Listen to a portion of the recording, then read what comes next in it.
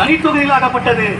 ஷரத்து 14க்கு எதிரானது, ஷரத்து 15க்கு எதிரானது, ஷரத்து 16க்கு எதிரானது, ஷரத்து 20க்கு எதிரானது. ஏனென்றால் இது இந்திய அரசமைப்பு சாசன சட்டத்திற்கு முன்பாக இருக்கக்கூடிய சட்டங்கள் எதுவாயினும் மக்களாட்சி சமத்துவத்திற்கு சமதர்மத்திற்கு எதிராக இருக்கணும், அதை கிடப்பில் போட வேண்டும் என்று எக்ஸ்போஸ் ஃபேக்டோ லா என்று சொல்லக்கூடிய அரசமைப்பு சாசனத்திற்கு முன்பாக இருக்கக்கூடிய சட்டங்கள் தற்போதைய சம தர்மத்திற்கு எதிர்ப்பாக இருந்தால் அது கிடப்பில் போடப்படும் என்று சொல்லக்கூடிய அத்தகைய எக்ஸ்போஸ் ஃபேக்டோ லா இது முன்பு பார்த்தீங்கன்னா ஒரு முன்பாக பார்த்தீங்கன்னா 1950 தான் மக்களாட்சி வருகிறது.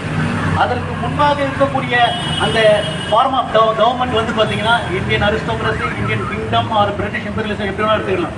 அந்த காலகட்டத்தில் ஏதோ ஒரு மக்கள் ஏதாவது ஒரு வஞ்சகத்திற்கு ஒரு முடக்கத்திற்கு ஏற்பட்டிருக்கிறார்கள் என்கின்ற காரணத்திற்காக இந்த அரசியலமைப்பு